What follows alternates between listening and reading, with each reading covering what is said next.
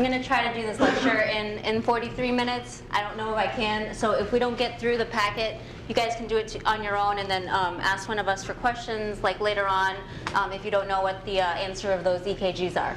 So STEMI recognition. We all know our mantra, time is muscle, right?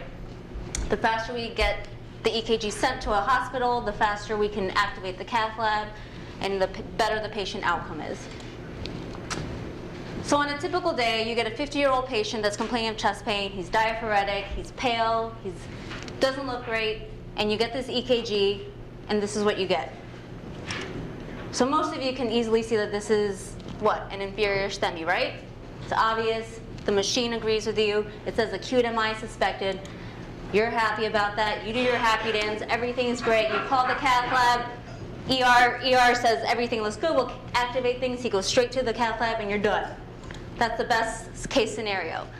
What if you have the exact same patient, you think it's a STEMI, but look at this. What if that's what you see on the EKG? What if it says normal? Patient looks like crap, though. This is what I feel like when I'm in the ED and I see something and I'm like, the patient looks like something is wrong, and it's a normal sinus rhythm EKG, and they're saying I'm having crushing chest pain. I feel like something is not right. So this is what this lecture is about, okay? This is not about the obvious EKG. These are not about the obvious STEMIs. That you guys should be pretty comfortable figuring out. I'm going to do a brief overview of that, and then we're going to go into the nitty-gritty of it, the subtle EKG findings, the stuff that looks like EKGs but aren't, just so that you can really be good at identifying STEMIs and not. So let's begin. We'll talk about Einthoven's triangle. No, I'm not. I'm not going to do this. You guys should all know all about this. You guys should know all about your placements. I'm going to go straight to what a STEMI is. So somebody tell me what a STEMI is based on an EKG. ST elevation. Okay. Right? ST elevation at the J point, 2 contiguous leads. You want at least 1 millimeter in all leads. And if you want to be really picky, you want to be an EKG STEMI expert, except for leads V2 and V3. Those are the ones that, based on sex, it's different. If you're a male, it needs to be greater than 2 millimeters.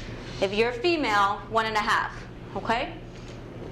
And then, of course, we all know that if you have reciprocal depressions, that just further confirms your diagnosis of a STEMI.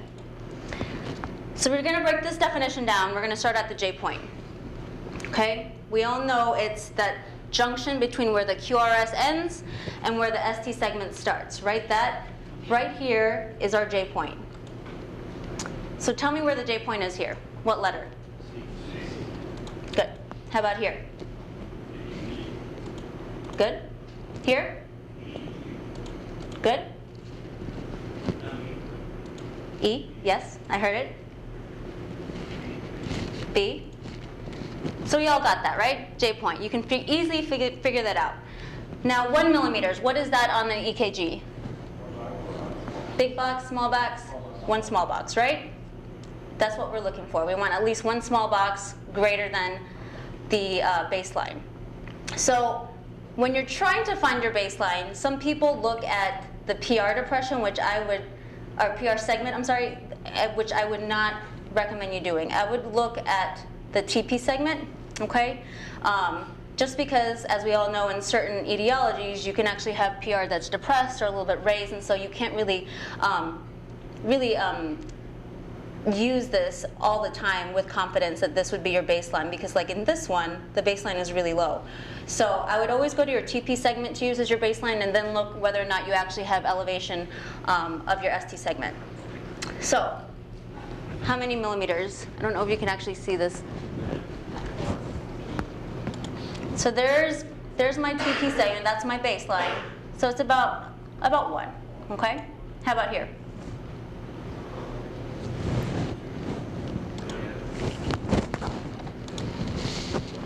So it's 1.5. Okay. And these are estimates. I don't even take a ruler out. I don't do that. You estimate this with your eyes. You make a baseline. What is the depression in here? Right? About about 2, a little bit over 2, okay? So it's just about finding your baseline, and I know in the back of a moving vehicle, the baseline can be all over the place when the patient's not staying still, and so you just have to do the best that you can in order to get, just like this one, right? Like this baseline's all over the place. So you do the best you can, you kind of figure out where your baseline wants to be, and then you figure out how many millimeters it is, and this is a bad STEMI. So we all know that ST segments, they don't all look the same, and based on their morphology, they can be either a good thing or a bad thing. Anything that is concave, like this one right here, usually is not from an ischemic event, whereas anything that's convex usually is. We've all seen this, yes? If it's half of a smiley face like this, is usually a good thing, and if it's part of the frowny face, that's a bad thing. That means that's likely an ischemic event. The way an EKG happens, remember that where you find your patient during their ischemic event or their infarcting event, that is when you're going to see different changes in their EKG. We all know this is a normal ST segment. If you find a patient within minutes of him having his actual infarcting event, you may not even see ST elevations. Remember, the only thing you might see is a peak T wave. And then if you repeat that EKG, as it is in your protocol, if you're within time of repeating it, you might actually start seeing these ST elevations, the big bad stuff that you normally want to see, right? If you get to them maybe 12, 24 hours, a day later because they don't call for 911, you might see something that looks like this, upside down U.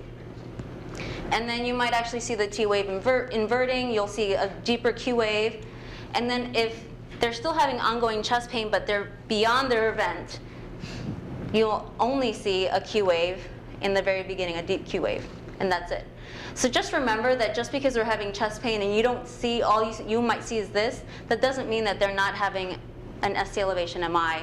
You might just be either too early, or on the opposite end, you might be really far along. If they said, I've been having pain for a week, and my wife is finally making me go in, and I don't want to go in, and all you might see is either something that looks like this or this. And so if you get a patient at this point, you're beyond PCIing in the 90-minute window, but it's just something to keep in mind. So when we put it all together, you're going to take your EKG, you're going to find each of your leads, you're going to try to get your baseline, you're going to try to figure out where your J point is and figure out whether or not you have ST elevations. And then if you do, you look for more than one lead, and then you try to figure out where it is in the heart, right? Because we all know that certain STEMIs in certain locations are treated differently, and so we want to make sure that this is not particularly an inferior one. So in this EKG, where is the STEMI? Right? Inferior. What do these two leads relate to? V1, V2. Septal, right? What about this one? Anterior. What about this one? Lateral. What about this guy up here? Huh? So it's not specific to a particular region of the heart, but it is particular to a certain artery. It's actually the left main. So this one, and I will show you, and there's an EKG in that packet that shows an isolated left main STEMI, and you will see ST elevations in AVR only and ST depressions everywhere else. So this is actually one of the things that the cardiologists here in Buffalo, together with other universities, figured out a while ago. And so I'm not saying to look at every EKG and only focus on the AVR. I'm just saying if something looks off and you're seeing a bunch of ST depressions everywhere else, look at AVR. If AVR has ST elevations, that's a left main acute MI. And those people do really poorly because we're talking about their left main artery. So, all right, so where is the STEMI in this patient, in this EKG?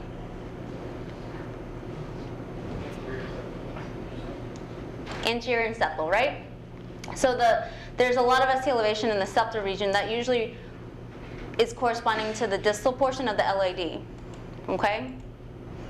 Here, this one is a little bit more anterior, and so if it's more ST elevations on the anterior leads, you think the proximal portion of the LAD. What about this one? Where's the STEMI? Lateral. What artery is that? Does anybody know? Yeah. So that's the left circumflex. And what about this one? Where's the STEMI? Inferior. And what artery is that?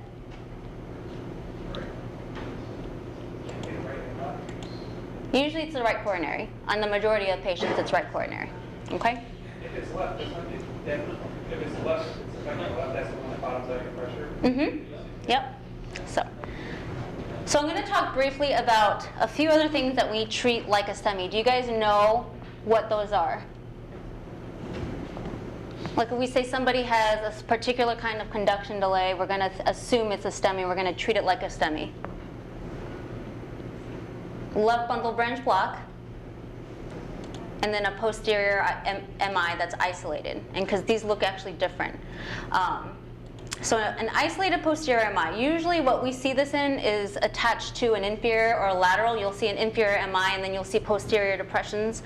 And that's a bad sign. That means their entire posterior wall of their heart is infarcting and not getting enough blood flow. These are the patients that you're probably going to end up starting on like a dopamine or soon levophed drip just because fluids aren't doing it. 3 to 11% of the people will have an isolated posterior MI. It's rare. It's those things that we don't really see. We in the ED miss it because you just see ST depressions and you just hear chest pain in the front and triage. They look fine. And you just kind of sign your name and you kind of push it off, and then you see them and they look like they're about to crap out on you, and then you go back and you're like, oh my gosh, this is a posterior MI that I missed, and this is the one that needs to go to the cath lab. So just remember that if it's a posterior, think of your entire posterior wall, your LV is infarcting and it's not going to be functioning well. You'll have a low EF. So this is what it looks like. You're going to look in leads V1 through V3, and what you want to look is for deep ST depressions. They usually have upright T waves on there. My trick to this, because a lot of people think, well, shouldn't you get posterior leads, like get the posterior EKG view? You can, but in the back of a moving ambulance, I don't even like to do it in the ED. I don't expect you guys to like lift the patient forward and put the stickers on the back and get that. What I normally do is I take the EKG and I flip it upside down and put it up into the air, and if it looks like a STEMI, upside down and inverted, then it's a posterior MI. That's the trick that I do. That's the trick that a lot of the cardiologists do in the hospital when we're in the triage, when we're looking. If you flip it, and you guys can see that, right? If you flip it and invert it, it looks like a STEMI. And it looks like a STEMI in leads V1 through V3.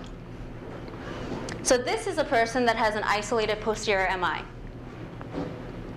It looks pretty, if I looked at it in the ED, and somebody gave it to me, they didn't tell me they had chest pain, and if I totally miss V2 and V3, and even a little bit here in V4, I could be missing an MI.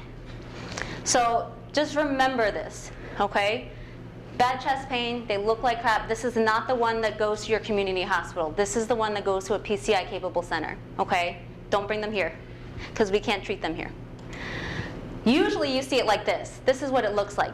It's obvious, it's deep, and usually it's related to an inferior MI. You can see these inferior ST elevations right here in 2, 3, and AVF. You look at the leads V1 through V4. This looks bad. Like this, you don't need me to tell you that this looks bad. The other thing that we look at is left bundle branch block.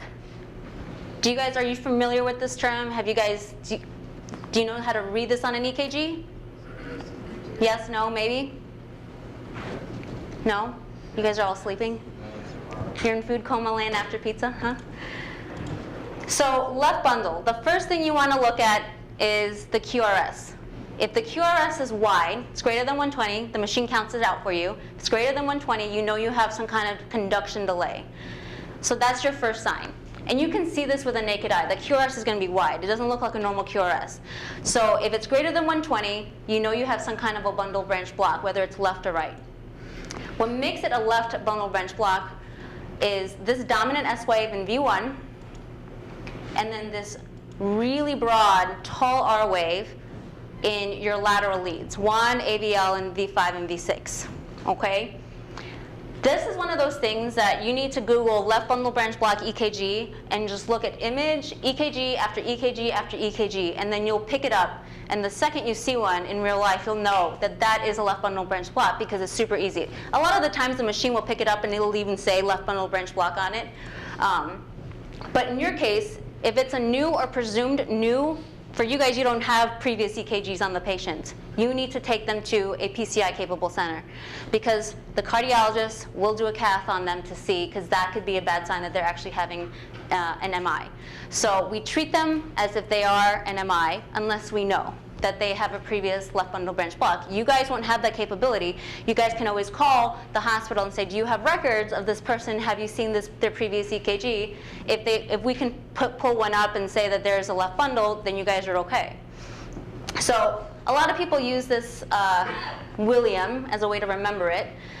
So the W in the V1, sometimes the V1 will have this notching at the very tip of it. Of the S wave, and it looks like a W, and so that's why people use this as the W, L as in the lateral leads or left block, and then the M because the R wave usually has some notching, and so that's how they remember that William is left bundle branch block. Use it if you like it. If you don't like it, then you don't have to remember it. So this is your typical left bundle branch block. I don't have to tell you that QRS looks wide, right? You don't need a machine to tell you that. That is not a normal QRS. It's super wide. What I normally do, if I notice that, then I look at leads 1 and V6, and I look for an R wave that's really tall and broad. So this one has a tall R wave, and then I look through V1 and I look for that deep S wave. And that's all I do. That's a left bundle branch block. That's how I do it. I've never been, like every single time I find one, that's what I do. I don't go through all of the leads, and I don't go through V1, V2, I don't go through 1, AVL, V5, V6. I look here, my eyes go from 1, V6, and V1. And if it has the pattern that it should, then it's a left bundle. If it's new, they go to the cath lab, or they get transferred to a PCI center. Here's another one.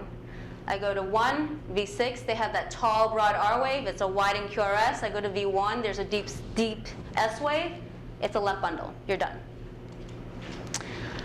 So what if you get that one patient who's like, I know I have a left bundle. That's not new. That's what the doctor told me. I don't, this is not new for me. I don't think I'm having a heart attack. Have you guys heard of Scarbosa? Scarbosa's criteria. Any of you? A few people, yes? Scarbosa was this Italian cardiologist who figured that there are some people who end up having some ischemic event, and then they end up having a bundle branch block, but then they keep having chest pain every once in a while. And she's like, well, how do I know that this person's actually really having a true STEMI when they already have an existing left bundle? She came up with these certain criteria. She gave it a point system. And I'm not going to expect you to call us on the phone and say this person has 10 points. I don't care about that. If you say this person has a left bundle with Scarbosa's criteria, that's all. And you'll look like a rock star when you're talking to that ER doctor and they hear, what, this medic knows what Scarbosa is? Because I can tell you that some of the outlying the ER docs in the outlying community hospitals may not even remember what Scarbosa is. So the first thing you look at, if there's a QRS complex that's pointing upwards or positive, and you have the ST elevation that's greater than 1 millimeter, it's just like your typical ST elevation, right? Greater than 1 millimeter, pointing upwards in the same direction as the QRS, you give that 5 points, okay? If the QRS is pointing downwards, and the ST elevation is also pointing downwards below that baseline, you give it 3 points. And then if it's pointing downwards, in order for it to actually qualify to have points, it actually has to be greater than 5 millimeters ST elevation if it's going the opposite direction of the QRS, okay? And that's only 2 points.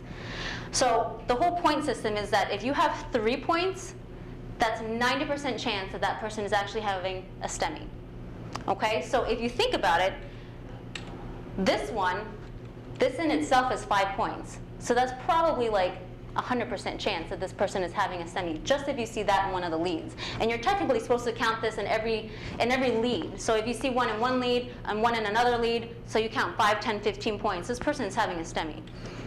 For this one, you'd have to see it in multiple leads, or you would hope that you'd see this mixed in with that, and then you can count it and you can say this person is having a true event. Okay? So, just as a comparison, this is your normal left bundle branch pattern. And this is scarbosa with a STEMI. So this one is what you would normally see in your lateral leads. So this is kind of obvious that something is wrong, right? This is the 5.1. So if you notice this one, and you will pick it up, it's kind of obvious. You will know that this is a true STEMI. Okay, here's one. So look at AVL. This one almost looks like it's actually an ST elevation MI, right, in the lateral leads. This one you don't even have to know that this is a left bundle. You can see this and you're like, something is not right in here. I don't like the way this looks. And you can see that right here even, the ST elevation is actually super high. And so this is an MI in scarbosis and left bundle. Here's another one, okay? Look at this ST depression right here in lead V2. Okay, this looks like a posterior MI, right? And so this is actually a left bundle with actually a septal MI in the setting of a left bundle, okay? And here's another one. You can see right here in leads V1, in AVL, but this looks bad. This looks like a real STEMI. So this shouldn't be too hard for you to pick up. Even though, yes, it has a left bundle, yes, there's white and it's not like a typical QRS.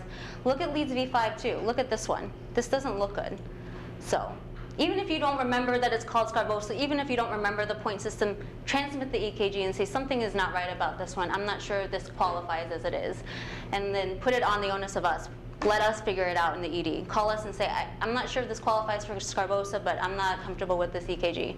Okay? So some ST elevation mimics. LVH, benign early repole, pericarditis, being paced. Sometimes their EKGs look pretty bad, and in reality, it's not an MI.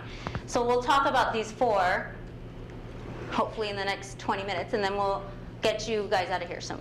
So LVH. LVH is due to usually people who have long-standing hypertension. What happens is that all that hypertension, all that pressure on their left ventricle makes their wall really thick. And when the electricity is trying to go through that wall, it makes it have a weird-looking EKG with all these tall, peaked R and deep S waves. And it'll cause it to look like they're having ST elevations when they're really not. It's just because of the way the electricity is conducting through that thickened wall. So you'll see that the R wave is increased and the S wave is increased, okay? Just like right here. So you can actually calculate it out, and if it has 7 big boxes, that's LVH, okay? So the way I look at it is if you have an S wave or an R wave that's touching the other lead on that 12 lead, you pretty much have LVH, okay? You don't have to sit there and count all the boxes out and figure out if it's 35 millimeters or not. If you see that in more than one lead, you're seeing that this is touching, look at the bottom goes all the way down to here. That's obviously more than 7 boxes. That's LVH, okay? This one in itself is 35 millimeters. And you're supposed to add the S wave and the R wave of one and the other. So, and this one, right? Look at this. Look at how they cross each other. You don't need to calculate this out to know that this is LVH. So you'll say, fine, this is LVH. But a lot of people say, well, what is this thing right here? This looks like ST elevation in here, right? But it's really not. It's all about percentage of ST elevation. That's what it's all about. There are doctors at UC Davis who figured this out because they kept sending a bunch of people who had EKGs that looked just like this to the cath lab, and they had 0% occlusion. They had totally clean coronaries, and they're like, why is this happening? We're doing all these testings and procedures on people who don't need them. So they looked at like a bunch of patients who had clean caths, and they went back to their EKGs and they did some calculations, and they derived this formula, and they said, if the percentage of ST elevation compared to the deep S wave, the deep S and R waves, is greater than 25, then yes, it's a STEMI. And if it's less than 25, it's not. So in this scenario, this one is actually a true STEMI because you're seeing that the ST elevation is bigger than the S wave in here. Does that make sense? It's just about proportions. Just how the proportion of the ST elevation compared to the R and the S wave. So this one here, if you look, look at how deep those S waves are. And look at how, even though, yes, there's ST elevation, if you look at the comparison of the ST elevation compared to this, it's only 12%, and so it's not a true STEMI. Now, do I expect you to calculate these things out for me? Absolutely not. I don't calculate it out in the ED at all. It's just about recognizing the proportionality. You guys can look at that pattern and see that, yes, this is how much ST elevation that is. It looks like an ST elevation, but when the R waves and the S waves are this big compared to this much of ST elevation, that's not a true STEMI. Okay, that's just LVH. Now, if it's this much STEMI and the exact same amount of V wave or R wave and S wave, then I would be concerned that this could be a real event. Okay? If you're ever concerned, you just send that EKG and have us take a look at it. Okay? Benign early repull. This is normal. It's not a variant, it's just a normal finding in young and healthy patients. We usually see it in a lot of the young, healthy males. What you'll see is this concave, that half smiley face, ST elevation in leads V2 through V5. You will notice that a lot of them have this fish hook or notching at the J point, and that's really particular for the benign early repull. They will have prominent T waves, so a lot of people are like, oh, this looks like maybe they're having hyperkalemia, but it's not. You'll see that it's benign early repull. And the ST elevation is small when you actually compare it to the amplitude of that T wave. Okay, so let me show you. That's your typical benign early repull. It's that concave, half smiley face, and this right here is that fish hook that I was talking to you about. And it'll look like they'll have a little bit of a peak T wave, but that ST elevation is actually not nearly as much as that T wave in here. So the fish hook can look kind of different. It may not even be prominent. You may not even see it a lot of the time. But in V4, V5, V6, it may look slightly different. But like I said, the T wave amplitude is going to be super high compared to that ST elevation. Usually you'll see it and it's like maybe 1 millimeter ST elevation, but then it's a smiley face, it's upwards, right? And then you'll see this peak T wave and you're like, this is probably benign early repull. Especially in that one patient who has no history, never smoked in their life. It's a person that you think it's all anxiety, or they have a musculoskeletal injury and this is not true chest pain. This is benign early repull. Okay, so this is one. This is a benign early repull. So this is concave. They have taller T waves, and you can see the actual notching that's particular for that benign early repull. Pericarditis. Inflammation of that pericardial sac, right? A lot of the times, it's after viral infection. Sometimes they'll still be sick. They may not have their viral syndrome anymore, but now they're having chest pain. They still have a fever. They'll be tachycardic. They'll look like they're uncomfortable. And so these might confuse you that this is a true STEMI, but this is the one that you'll see ST elevations kind of everywhere, and then you'll see PR depressions. So this is what it looks like. You'll see ST elevations, and they're not a lot. They're like 1 millimeter, maybe half a millimeter, and they're kind of everywhere in every lead.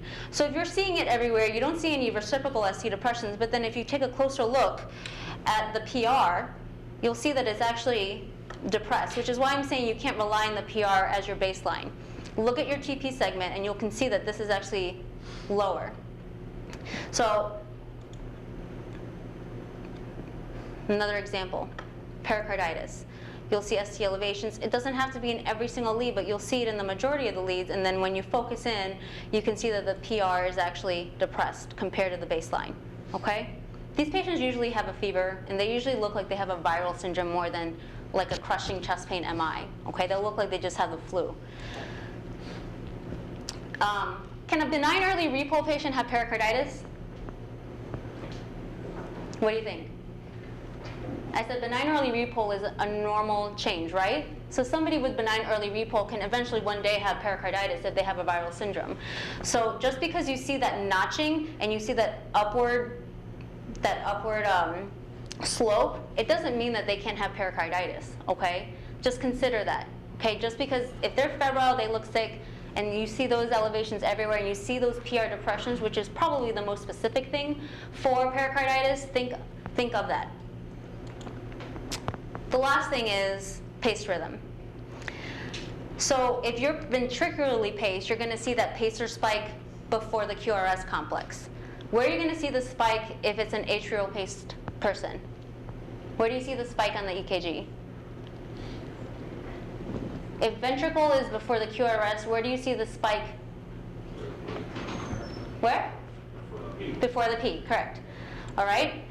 The majority of people who need a ventricular pacemaker will actually have the leads in the right ventricle. Some people have it on the left. It depends on the cardiologist. But a lot of the times it's on the right, and so they'll actually look like they have left bundle branch block. Okay, but you should be able to see the pacer spikes. So if you see a pacer spike, you can obviously tell if they have a pacemaker. You can just feel their chest wall. This is not a new left bundle, okay? Just don't get that confused with a new left bundle. So here, this person has the spikes right before the QRS, and this is just a ventricular pace rhythm. They might have morphology that's similar to a left bundle branch block like this person has, but because it's paced, it doesn't mean it's a left bundle, okay? It's just the pace rhythm is making it look like a left bundle. This is not a STEMI, okay? With all the pacemaking, any patient with a pacemaker, you want to make sure that the pacemaker is functioning, it's capturing, it's giving the right beat. But like something like this person is dual chamber, so you see a spike right here and a spike right there, and it might have this weird, almost kind of looks like a left bundle here, looks like a left bundle here, but it's not. It's just a pace rhythm. Okay, it's dual chamber. It's paced. As long as it's capturing, it's doing its job. Let's go to the packets. I think I have about 10 minutes. We're going to go through these. Some are normal. Some are STEMIs. Some are not STEMIs. These are meant to be challenging, because if I put just obvious STEMIs on here, then you guys wouldn't really get good practice. So what do you think about this first one?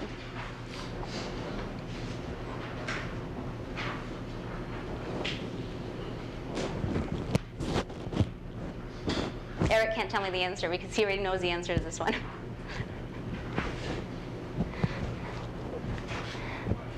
What do you see?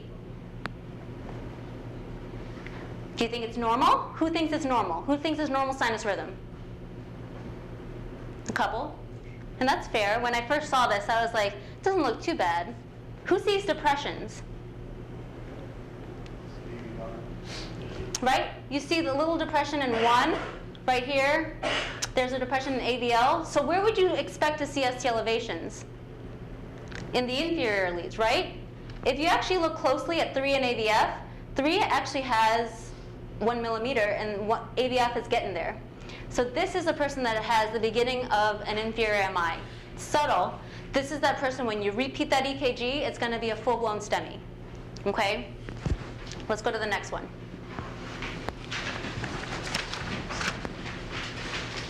What do you see here?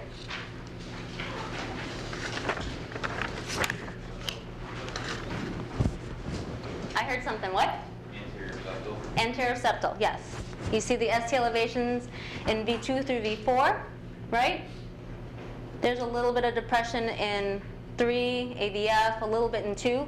So this is anterior septal MI. All right, let's go to the next one.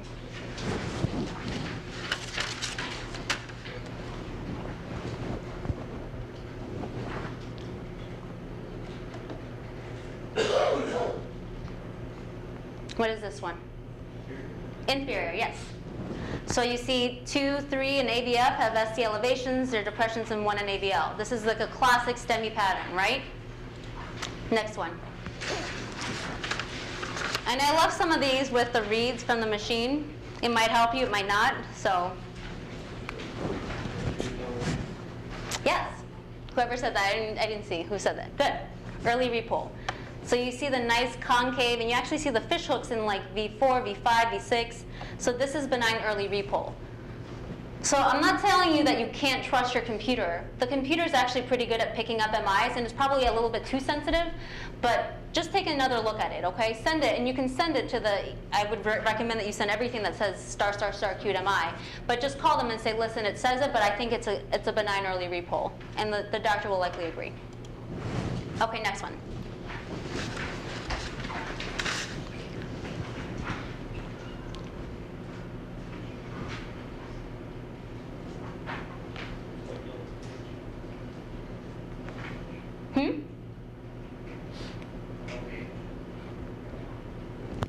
This one has LVH, but what else does it have? There's depressions in inferior. Do you see ST elevations anywhere? Lateral. So this is a lateral STEMI, okay? Look at 1 AVL has ST elevations. There are depressions in 2, 3, and AVF, okay?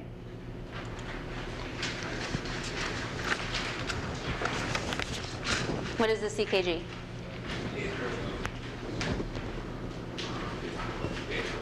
Paced. What kind of pace rhythm? Dual chamber. And does it look like it's actually pacing? Yes. So you're pretty much done. That's all you got to make sure you see. It's dual chamber, it's pacing, you got a normal regular rhythm, you're done. That's it. Let's go to the next one.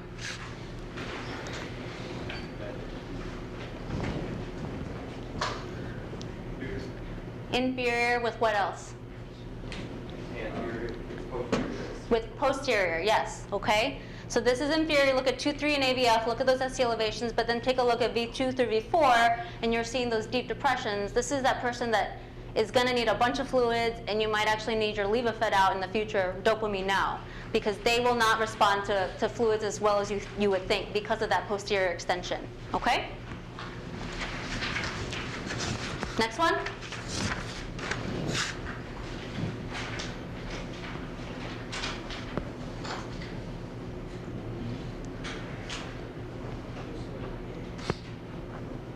Person probably has a fever, pericarditis, okay? It's a little bit harder to see. You have to look at those PRs, but you can see once you take a closer look at the PR, you'll notice that they're depressed compared to the rest of the baseline. And then you'll see ST elevations kind of in almost all the leads. They're not high, but this is pericarditis, classic pericarditis, okay?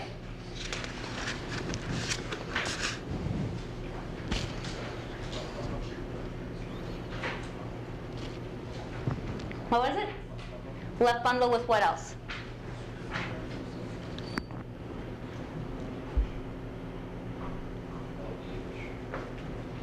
A little bit of LVH, but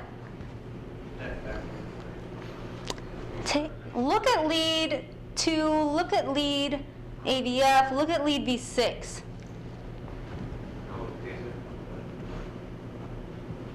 What are we worried about in an existing left bundle? What did Scarbosa say? Huh? In V6. Right? So the QRS is pointing up. Look at the ST elevation in V6. That actually looks like a STEMI pattern in V6. That in itself is 5 points. If you look at 2, that's another 5 points. If you look at AVF, that's another 5 points. This person has 15 points. Based on Scarbosa's criteria, this person is having an inferior lateral STEMI in a setting of LVB, okay? So yes, it has left bundle. Yes, there's LVH. But if you take a closer look at those certain leads, and you can see it looks like a STEMI. This is a true STEMI in the left bundle branch block. That one's really challenging because you have to pick up on a lot on that EKG. What about this next one?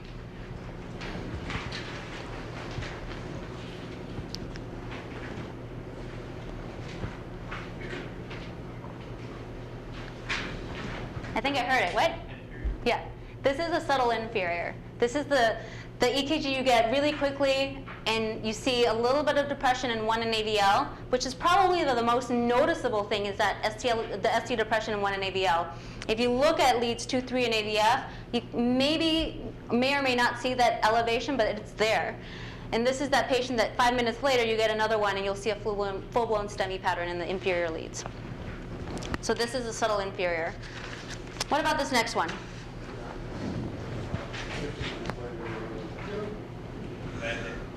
This is a bad day for this patient, huh? This is a patient that comes to ECNC and says, you know what, I missed my dialysis the last 4 days, or 4 times, but is this really a STEMI? Yes? No? No, what is it? Hyperkalemia, right? This is that almost sine wave pattern that you see in hyperkalemia. This is not a STEMI. This can eventually become a STEMI if they don't treat the hyperkalemia, but this is just hyperkalemia, that's all it is. What about this next one?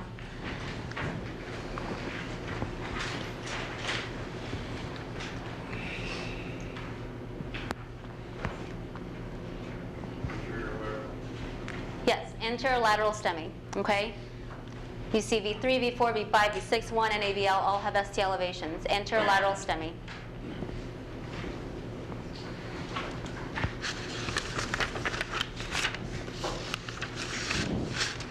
This next one.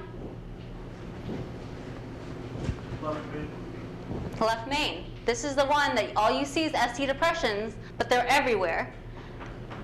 And the patient will not look right. The patient will look like they're having they're gray, they're sweaty, they can't breathe, everything hurts, an elephant sitting on their chest, like the classic STEMI. And you'll see that the only thing you'll see is this right here, AVR. There's elevation right there, and that's the left main occluding. These are the patients that don't do very well. They end up on a balloon pump. They don't do well at all. So if you recognize that, this is great, because then you can get them to an actual PCI center as opposed to your local community hospital, or even here at ECMC, which we can't do this. We can't treat this here. So, all right, the next one.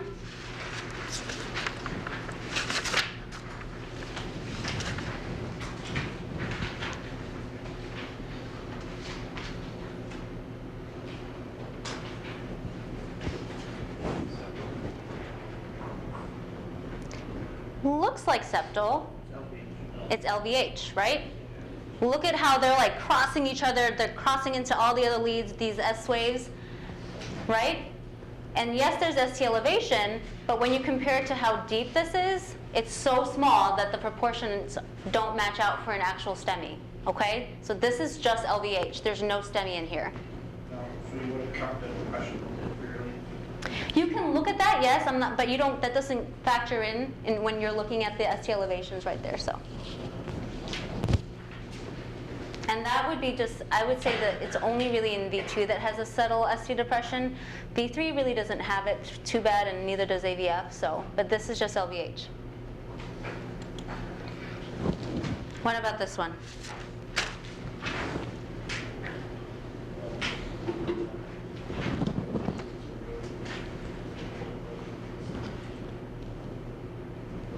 Lateral, yes. ST elevations in 1 and AVL. A little bit in V6. And then you'll have the depressions, reciprocal depressions in 2, 3, and AVL. And then last one. This patient's having a bad day. This is the extensive anterior STEMI. This is starting off mainly at the anterior. It's extending everywhere. This is V3, V4, V5. Well, it's getting everywhere. But this is that tombstoning that you don't want your patient to have. I would hope you guys don't have to deal with a patient like this, because if you see an EKG like this, they're probably going to be coding on you soon. Okay? These patients, if you see this, they usually die. They usually don't have a good outcome at all. They'll die on the table or before they get up there. All right? Remember, you can always repeat an EKG. You can always send it if you're unsure and talk to Med Direction. Talk to one of us about this EKG, okay? If you don't practice, this is where you lose it. So, all right, thank you.